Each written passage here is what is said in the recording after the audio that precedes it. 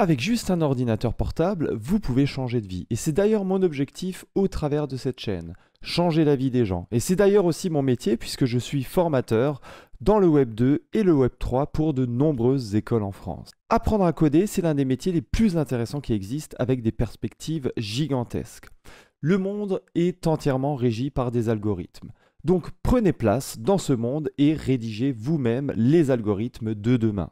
Et si demain je devais recommencer à coder à partir de zéro, comment est-ce que je ferais?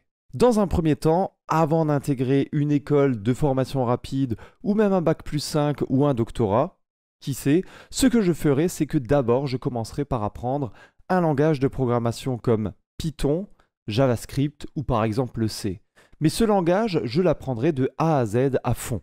Lorsque vous aurez une base solide dans un de ces langages, ça sera beaucoup plus simple ensuite d'aller de l'avant dans un autre langage. Finalement, vous aurez juste à reprendre les concepts et à les adapter dans un autre langage. Alors bien sûr, chaque langage a ses petites spécificités, mais vous allez voir, ça sera beaucoup plus simple. Dans un deuxième temps, il sera indispensable ici de savoir manier la ligne de commande.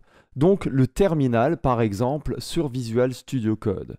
Donc commencez simplement par des commandes CD par exemple qui permettent de changer de répertoire, ls qui permettent de lister ce qu'il y a dans un répertoire. Et ensuite allez de plus en plus loin à l'aide d'un tutoriel par exemple sur YouTube.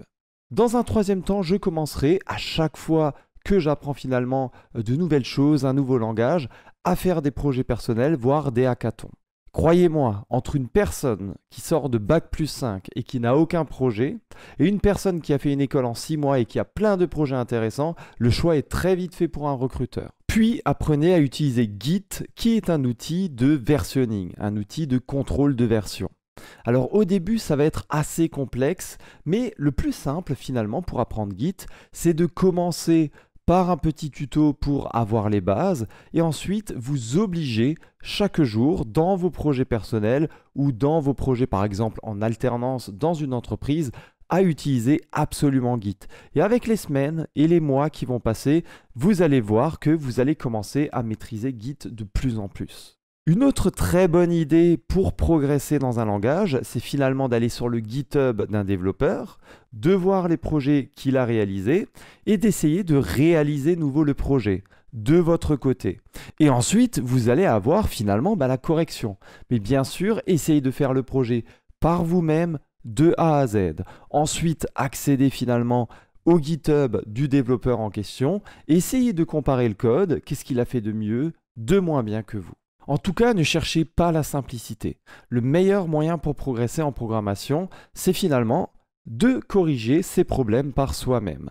Donc de chercher sur Google, de chercher sur Stack Overflow la réponse finalement à ces questions. Donc vous allez des fois passer des heures complètes, voire des fois j'ai déjà passé plusieurs jours sur un problème, j'ai pas réussi, mais finalement ensuite le rush de dopamine que vous allez avoir quand vous allez finalement corriger le problème par vous-même va être gigantesque. Vous allez vous sentir fier de vous et vraiment bien. Je vous le rappelle, le travail de développeur, c'est résoudre des problèmes toute la journée. Donc apprenez à résoudre les problèmes par vous-même. N'allez pas voir tout de suite la correction d'un exercice. Essayez vraiment de chercher par vous-même. Alors bien sûr, cherchez sur Google et sur Stack Overflow. Dans le monde du dev, c'est chercher par soi-même. Ensuite, quel langage apprendre finalement en premier? Quelle est la suite logique? Dans un premier temps, si je devais tout recommencer, j'apprendrais le HTML. Ok? Ensuite, le CSS qui permet du coup de mettre en forme le site web. Le HTML, c'est comme le squelette et le CSS, l'habillement. Et ensuite, le JavaScript. Le JavaScript qui permet de faire de l'interaction avec l'utilisateur, des animations, etc. Ensuite, après avoir appris JavaScript, ce que je ferai, c'est apprendre finalement une librairie, un framework comme React.js et ensuite Next.js par exemple qui est un framework React. Ok? Et ensuite, je finirai par TypeScript. Enfin, bien sûr, apprenez aussi le côté back-end, base de données des choses. Donc essayez de voir comment fonctionne une base de données avec MySQL, PostgreSQL, essayez d'apprendre un ORM comme Prisma et enfin, vous allez avoir besoin par exemple d'un outil comme Axios pour faire des requêtes HTTP. À partir de là, le côté Web 2, vous avez déjà de très bonnes bases. À partir de là, vous allez pouvoir vous mettre par exemple dans une spécialité comme la blockchain.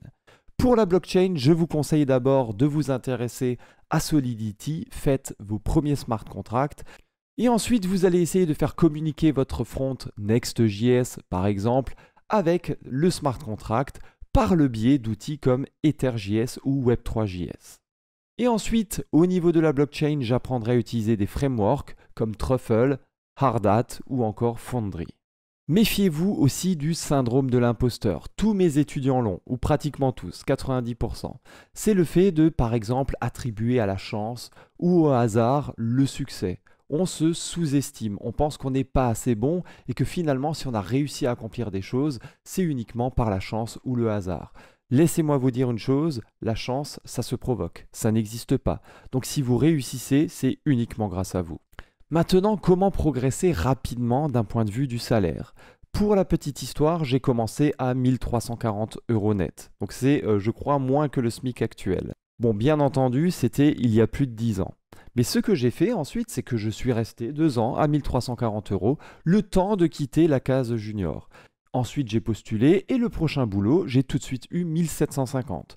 Puis le prochain, j'ai nouveau augmenté, j'ai passé les 2000. Puis le prochain, j'ai nouveau augmenté. Donc le meilleur moyen ici dans le milieu de l'informatique, c'est finalement de changer d'emploi pour progresser au niveau du salaire. Et en plus, vous êtes dans un domaine qui recrute énormément. Ne vous inquiétez pas, à partir du moment où vous quittez la case junior, trouver un emploi est très simple. Et à chaque fois, du coup, grappiller des échelons au niveau du salaire. Ensuite, apprenez aussi à bien lire les documentations. Quand vous allez apprendre un nouveau langage ou une nouvelle librairie, lisez la documentation à fond. Faites les exercices qui sont dans la documentation. Et ensuite, quand vous avez lu toute la documentation, essayez de faire un exercice qui regroupe l'intégralité de la documentation. Et enfin, mettez cet exercice sur GitHub. Ça permettra ici de prouver aux recruteurs que vous maîtrisez bien cette librairie ou ce langage. Et enfin, surtout, amusez-vous, prenez du plaisir, c'est un métier de passion, ne vous tuez pas à la tâche. Si vous avez besoin de faire une pause, faites une pause. Personnellement, je fais des pauses entre toutes les demi-heures et toutes les 1 heure, je fais une pause de 5-10 minutes. J'ai besoin de laisser finalement mon cerveau reposer. C'est un métier où vous allez apprendre tous les jours de nouvelles choses, mais c'est aussi un métier qui peut vous épuiser. Donc, prenez soin de vous et surtout, croyez en vous. Avec le travail, tout est possible. À très bientôt. Ciao, ciao.